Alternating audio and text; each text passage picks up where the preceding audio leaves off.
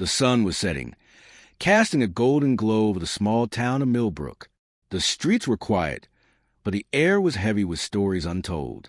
In a modest apartment on the edge of town, a woman named Marlene sat by the window, staring at the fading light. Her hands trembled as they clutched a small, worn photograph of her daughter, Lily. It had been 2 years since Lily's life was taken, and the pain still felt as fresh as the day it happened. Marlene's eyes were hollow, her spirit broken. She worked tirelessly at a local diner, barely making ends meet, but her heart was far away, lost in the memories of her only child. Across town, in a sleek office building, a man named Victor sat at his desk, flipping through employee files. Victor was the owner of a chain of diners, including the one where Marlene worked. He was a retired lawyer, a man of principle and quiet strength. But lately, something had been gnawing at him. He had built his business from the ground up, but he felt disconnected from the people who kept it running. He wanted to understand their struggles, their lives. And so he decided to do something he had never done before. He would go undercover, not as the boss, but as one of them. Victor disguised himself as a new employee, a man named Tom, and started working at the diner where Marlene spent her days. He wore a simple uniform, tied an apron around his waist, and stepped into a world he had only ever observed from a distance. The diner was small, with cracked vinyl booths and a faint smell of coffee that lingered in the air. The staff was a mix of young and old, each with their own story, but it was Marlene who caught Victor's attention. There was something about her, a quiet sadness that seemed to weigh her down. Victor introduced himself to Marlene on his first day. She gave him a faint smile, but her eyes remained distant. Over the next few days, Victor worked alongside her, observing her every move. He noticed how she rarely spoke, how she seemed to drift through her shifts like a ghost. One evening, as they were closing up, Victor decided to break the silence. "Marlene," he said softly, "you've been so kind to me since I started, but I can't help but notice you seem troubled. Is everything okay?" Marlene paused, her hands gripping the edge of the counter. She looked at Victor, her eyes filled with a pain so deep it made his heart ache. It's my daughter," she whispered, her voice trembling.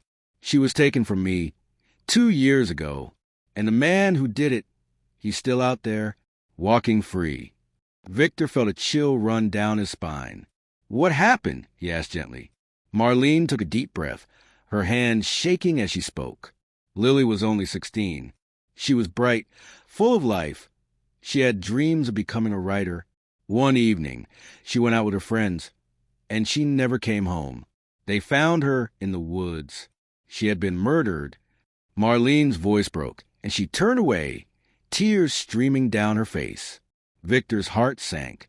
He had seen many tragedies in his years as a lawyer, but this was different. "Did they catch the person who did it?" he asked, though he already suspected the answer. Marlene shook her head. "No. The man they suspect, he's powerful. A politician.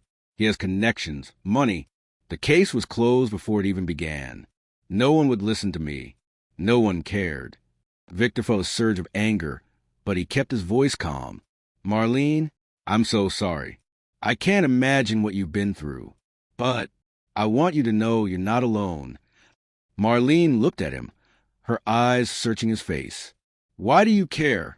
she asked, her voice barely above a whisper. Victor hesitated. He wanted to tell her the truth, but he knew it wasn't the right time. Because no one should have to go through what you've been through, and no one should be above the law. Over the next few weeks, Victor continued to work at the diner, but his mind was elsewhere. He spent his nights digging into the case, using his legal expertise to uncover the truth. He discovered that the politician, a man named Richard Holloway, had a history of violence and corruption, but the evidence against him had been buried, the witnesses silenced. Victor knew it would be an uphill battle, but he was determined to see justice done. One evening, after his shift, Victor approached Marlene. "Marlene," he said, his voice steady, "I need to tell you something. I'm not who you think I am. My name is Victor, and I'm the owner of this diner. I came here undercover because I wanted to understand the lives of the people who work for me. But when I heard your story, I knew I had to do something." Marlene stared at him, her eyes wide with shock. "You're the boss?" she stammered. Victor nodded. "Yes, and I'm also a retired lawyer. I've been looking into your daughter's case, and I believe I can help, but I need your permission to take this on." Marlene's hands flew to her mouth, tears streaming down her face. You would do that? For me?" Victor reached out and took her hand. "For you and for Lily. No one should have to suffer the way you have, and no one should be above the law." With Marlene's blessing, Victor filed the case himself. He gathered evidence, tracked down witnesses, and built a case so strong it couldn't be ignored. The trial was long and grueling, but Victor never wavered. He stood by Marlene's side, offering her the support she had been denied for so long.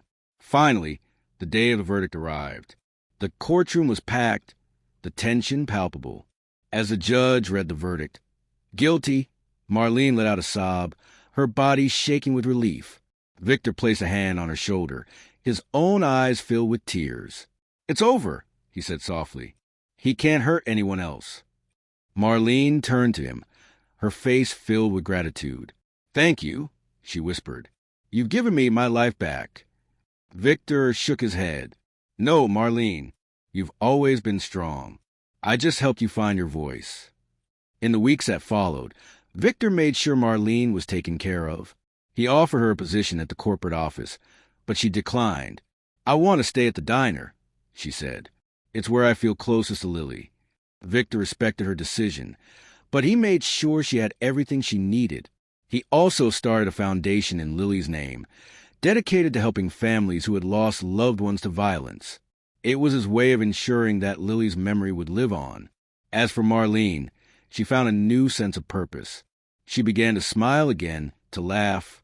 The pain of losing Lily would never fully go away, but she knew her daughter would want her to keep living. And so she did. The story of the undercover boss who fought for justice spread through the town, inspiring others to stand up for what was right.